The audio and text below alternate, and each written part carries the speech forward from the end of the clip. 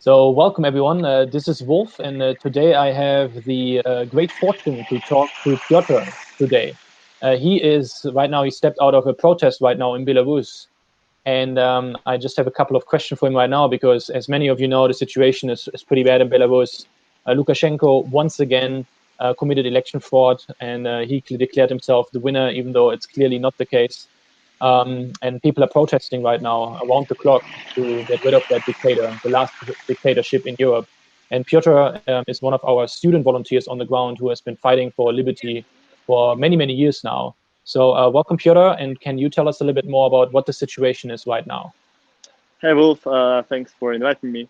So after the biggest protest in modern Belarus that happened on Sunday, when more than 200,000 people went on the protest and then marched through the city in Minsk and also in other cities, the situation is kind of going the opposite direction, and the government has started detaining people, not brutally as that happened after the election when some people would have died, and now we have 5 confirmed cases.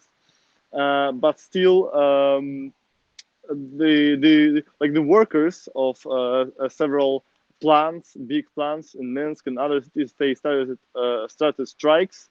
But now they are so now it's sort of a turning point, and because there is not enough of them who started the strike or who are ready to start the strike, so the government can just fire them and hire new workers, and so it's a turning point, and also the protests are going down, and also like because everyone is tired, physically of protesting for 10 days already.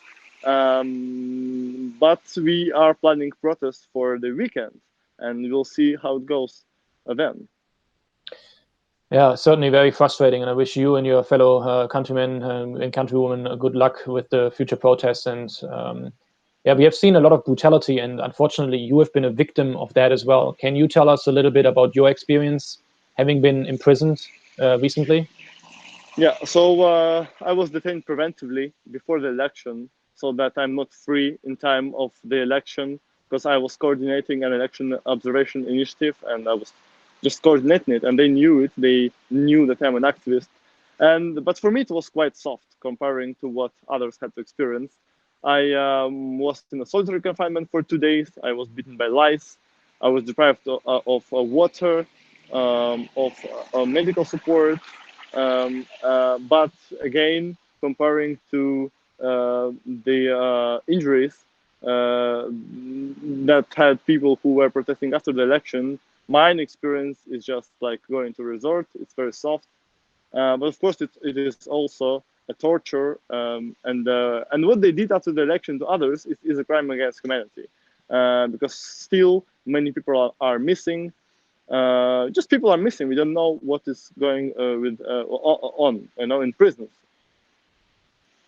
Yeah, it's awful. And I mean, you also mentioned to me that they put like bleach in the cell, that the people like have to cry, and they didn't switch off the light ever, so you couldn't sleep. They took away the mattress, and that is what you call like the mild treatment. But like we hear like a lot of reports of people being beaten up, women are being like raped, Raped and with batons. Not only women, but also men were raped with these batons, and many people are now in hospitals. I have a few friends from the libertarian community of Belarus who were beaten, who shared their stories. One of our activists is now in hospitals in a difficult actually condition. He has a high temperature, and there was a surgery. But I hope he will get well soon. yeah, that certainly is awful. And yeah, so what is it? We have like thousands of volunteers, and like the whole world is looking at Belarus. What kind of help can those people can give you right now? We have organized a bunch of protests in front of embassies, especially like of course the Belarusian embassy to protest what's going on. But how can people help? Yeah. So first of all, yeah, I just love to ask people that are there to ask their politicians and officials to not accept the result of the election and not accept Lukashenko as a legitimate and legal president of Belarus.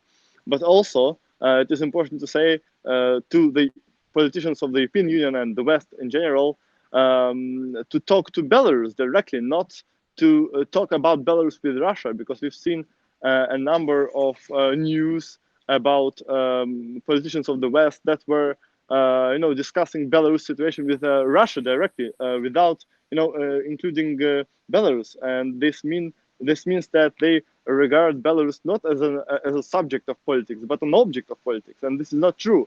Belarusians is a nation, and we want to decide for ourselves. We can decide for ourselves. So, and we also want to be treated as a nation and as a subject of politics. That makes sense, and we will do everything in our power to continue helping you, Piotr. You are a very, very brave individual, and the other volunteers and protesters out there. So thank you so much for doing all of that, for peaceful protesting. Show us your T-shirt real quick. Like, it says Yeah. peace, love, liberty, and that is the message that the government needs to hear. And hopefully soon you will have fair elections, and that you will have like a freer Belarus soon. Well, thank you so much for all of what you're doing, and please stay safe. Thank you, Wolf.